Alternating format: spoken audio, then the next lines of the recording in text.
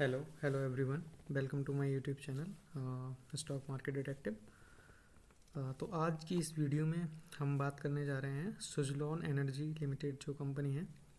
तो सुजलॉन एनर्जी पे बात करेंगे, इसकी थोड़े फंडामेंटल्स देखेंगे, देन टेक्निकल एनालिसिस करेंगे। ओके, तो सबसे पहले तो यहाँ पर कुछ ये Screener.com की वेबसाइट है। तो यहाँ पर मैंने सुजलॉन एनर्जी पहले से ही ओपन कर रखा है। तो यहाँ पर अगर हम फंडामेंटल्स देख सकते हैं कि मार्केट कैप जो है सुजलॉन एनर्जी का वो लगभग 72-73 हज़ार करोड़ है, 73,000 करोड़। एंड पीई इसका 23 है, करंट प्राइस 53.7 है। ROC and ROE like excellent, बहुत अच्छे आरओसी और आरओई इम्प्रूवमेंट है इस कंपनी में। तो ये कंपनी करती क्या है बेसिकली, ये कंपनी एक रिन्यूएबल एनर्जी में जैसे सोलर एनर्जी होती है वैसे ही विंड एनर्जी भी होती है कि हमें हवा से इलेक्ट्रिसिटी बनाने के लिए जो टर्बाइन्स चाहिए होती हैं उनको बनाने का काम करती है। मतलब ये जो यहाँ पर लिखा है ना, it is vertically integrated WTG manufacturer. So WTG का मतलब है विंड टर्बाइन जनरेटर। तो विंड टर्बाइन जनरेटर की मैन्युफैक्चरर है, तो विंड टर्बाइन जनरेटर बनाती है ये बेसिकली। मैं आपको इसकी वेबसाइट पर ले जाकर दिखा भी देता हूँ कि विंड टर्बाइन जनरेटर कैसे दिखते हैं जो ये बनाते हैं। ओके, सो ये जो आप देख रहे हैं यहाँ पर ये जो देख रहे हैं आप, ये टर्बाइंस है और ये जो पूरा जब घूमता है तो ये पूरा एक जनरेटर फॉर्म कर लेता है। तो इसको बोलते हैं विंड टर्बाइन जनरेटर। सो इसके फंडामेंटल्स में अगर हम इसके प्रॉफिट्स को देखें, यहाँ पर पहले पीयर्स में जाते हैं, यहाँ पर कंपेयर कर लेते हैं। तो यहाँ पर जो मीडियन पीई है, यहाँ पर ये जो कंपनी है इसकी कैटेगरी है इलेक्ट्रिकल इक्विपमेंट। तो इलेक्ट्रिकल इक्विपमेंट में जो सीमेंस है या फिर एबीबी है, वेहेल है, तो उनमें जो मीडियन पीई है वो 47.5 का है। और इस समय जो सुजलॉन एनर्जी का पीई है वो 23 है, यानी कि अपने पीयर्स के कंपैरिजन में ये कंपनी अंडर वैल्यूड है और इस समय बहुत ही रीजनेबल प्राइस पर अवेलेबल है। बाकी मैंने आरओसी और आरओई आपको दिखाई दिया है। 20% से ऊपर होता है तो एक्सीलेंट माना जाता है। इसका 32% है आरओसी और 41% है आरओई। एंड अगर हम क्वार्टरली प्रॉफिट्स में जाकर देखें तो सितंबर 2024 में इसका जो प्रॉफिट था वो 201 यानी कि 201 करोड़ था, जो कि सितंबर 2025 में ये 1280 करोड़ के अराउंड हो गया।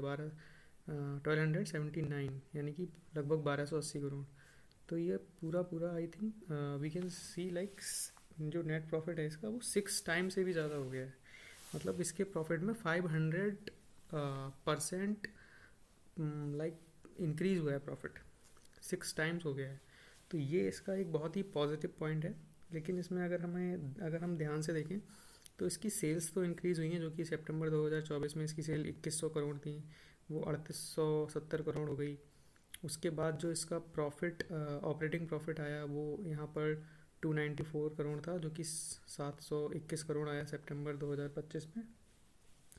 एंड जो प्रॉफिट बिफोर टैक्स था वो भी यहाँ पर 562 करोड़ था सितंबर 2025 में, और 2024 में भी 202 करोड़ था, जो कि सितंबर 2025 में बढ़कर आया। लेकिन यहाँ पर ये जो नेट प्रॉफिट है ये इतना ज़्यादा इसलिए बढ़ पाया क्योंकि यहाँ पर जो हम टैक्स देखें तो टैक्स यहाँ पर -127% है, यानी कि जो टैक्स इसने पे किया था तो वहाँ से इसको टैक्स पैसे वापस मिले, या तो कुछ इसको सब्सिडी मिली है कंपनी को, जो कि विंड टर्बाइन और रिन्यूएबल एनर्जी पर गवर्नमेंट इस समय बहुत ज़्यादा फोकस कर रही है। तो वो ऐसी कंपनीज़ को प्रमोट करने के लिए उनको इंसेंटिव्स देती है, उनको सब्सिडीज़ देती है। तो उसी सब्सिडीज़ में से आई थिंक वो और टैक्सेशन से जो पैसा आया है तो वो सब ऐड होके यहाँ पर नेट प्रॉफिट इसका बहुत ज़्यादा बढ़ा हुआ दिख रहा है। तो ये ऐसा हर क्वार्टर में होगा ऐसा नहीं है। जैसे हम देख सकते हैं कि ये मार्च 2025 के क्वार्टर में तो इसका जो टैक्स था -114% था, लेकिन जून में वही इसको टैक्स देना पड़ा लगभग 29% का। तो ये यहाँ पर एक चीज़ थी जो मुझे डिस्कस करनी थी। यहाँ पर जो टैक्स देखना, ये चीज़ देखना काफ़ी बार लोग भूल जाते हैं, जस्ट नेट प्रॉफिट देखते हैं, तो वो है। अभी इसका नेट प्रॉफिट अगर हम देखें ईयर ऑन, अगर हम लाइक ईयरली बैलेंस इसका प्रॉफिट एंड लॉस स्टेटमेंट देखें तो उसमें टीटीएम में इसने बहुत काफ़ी अच्छा कर रखा है, 3100 करोड़ का प्रॉफिट है, मतलब प्रॉफिट इसका ऑल टाइम हाई पर है। और यहाँ पर अगर सेल्स ग्रोथ देखें तो वो भी इंक्रीज़ हुई है, तो सेल्स ग्रोथ तो हम यहाँ पर भी देख सकते हैं। 2014 में 20,000 करोड़ की सेल्स थी। ओके, तो 2014 में इसकी 20,000 करोड़ की सेल्स थी, लेकिन धीरे धीरे कम हो गई। मार्च 2020 में तो 3,000 करोड़ के आसपास इसकी सेल्स रह गई थी। उसके बाद फिर इसने लगातार कंसिस्टेंटली ग्रोथ दिखाई है, तो वो चीज़ है यहाँ पर। लास्ट 5 ईयर्स में इसने 30% से ग्रो किया है। ये सारा डेटा आप देख सकते हैं, यहाँ पर मेंशन है। अगर इन्वेस्टर्स में जाकर हम देखें तो इसमें ये जो एक रेड फ्लैग है सबसे बड़ा, कि यहाँ पर पब्लिक होल्डिंग्स बहुत ज़्यादा है। यहाँ पर पब्लिक होल्डिंग हम देख सकते हैं 55% है, जिसमें जो इंडिविजुअल होल्डिंग है वो 1 2 3 4 5 यानी कि लगभग 8% होगी। अगर ये डेसिमल के बाद भी जो वैल्यूज़ है उनको ऐड कर लें तो फिर भी ये 47-48% जो पब्लिक होल्डिंग है, रिटेलर्स होल्डिंग है, वही इसमें एक रेड फ्लैग है। अभी इसके कुछ फंडामेंटल्स डिस्कस करते हैं, सॉरी टेक्निकल पार्ट इसका डिस्कस करते हैं। तो ये मेरा ट्रेडिंग व्यू है। अभी यहाँ पर हम ओपन कर लेते हैं सुजलॉन एनर्जी। ओके, सो यहाँ पर आज मैंने ये वाला कर्सर यूज़ किया है, रेड आपको दिख रहा होगा, इससे देख समझने में आसानी हुई।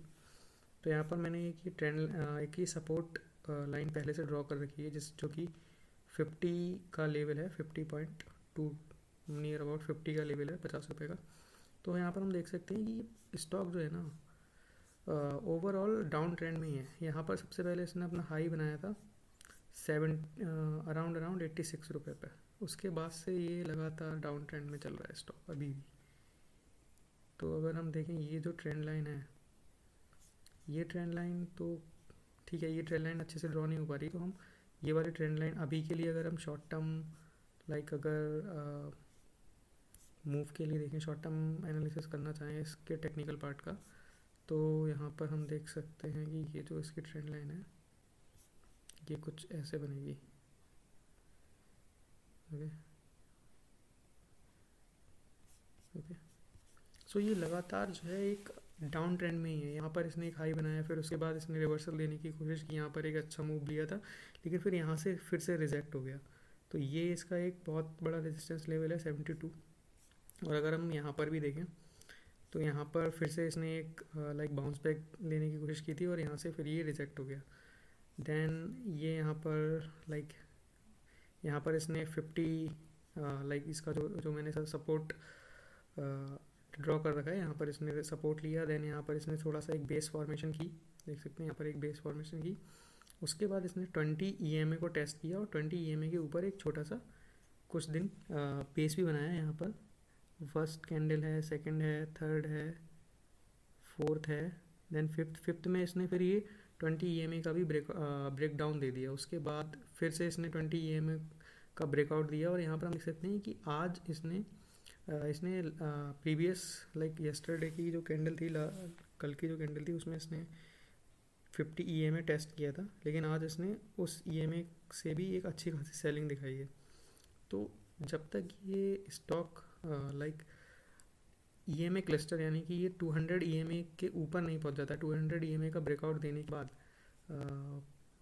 1 सेकेंड, तो यहाँ पर हम इसको जैसे यहाँ से ये चलना स्टार्ट करता है अगर ये, तो और ये 200 EMA के ऊपर बैठता है, और यहाँ से फिर एक बेस बनाकर जब चलना स्टार्ट करे, तभी हमें इसमें लाइक पोजीशन करने के लिए या फिर अपनी पोजीशन बनाने के लिए देखना चाहिए, क्योंकि एक बहुत ही वोलेटाइल स्टॉक है। और इसमें मैनिपुलेशन भी हम देख सकते हैं, इसका चार्ट भी एक तरह से खिचड़ी जैसा है कुछ कि एकदम इसमें बड़े मूव आते हैं, फिर एकदम बहुत ज़्यादा लाइक डाउन ट्रेंड, एकदम बहुत बड़ी सेलिंग आ जाती है बहुत बड़े लेवल पर।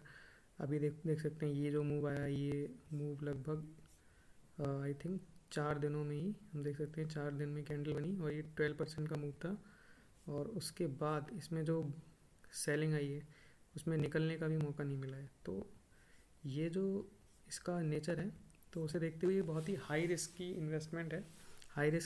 तो मेरी एनालिसिस यही है कि जब तक ये 200 ईएमए के अपने ऊपर नहीं बैठता है, वहाँ पर एक अच्छा बेस और स्ट्रक्चरली एक अच्छा पैटर्न नहीं बनाता, तब तक हमें इसमें लाइक ट्रेड नहीं लेना चाहिए, और तब तक हमें इसे अपनी वॉच लिस्ट में रखना चाहिए, क्योंकि इसके फंडामेंटल जो है ओवरऑल इम्प्रूव हो रहे हैं, लेकिन उसमें जो रेड फ्लैग है इन्वेस्टर्स का, और जो एकदम टैक्स में जो इसे सब्सिडीज मिली हैं, टैक्स से जो लाइक माइनस में जो टैक्स है वहाँ से जो मनी ऐड हुआ है जो बैलेंस शीट में रिफ्लेक्ट हो रहा है, तो वो एक कंसर्न है। तो आगे इसकी लाइक इस क्वार्टर में और नेक्स्ट जो Q4 है उसमें इसकी कैसी परफॉर्मेंस रहती है, उसके बेसिस पर हम एनालिसिस करेंगे, और उसके बेसिस पर हम देखेंगे कि ये कैसा परफॉर्म करेगा।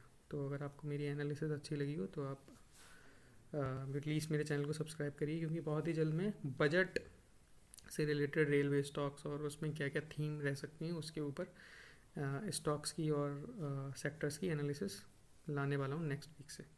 Thank you so much.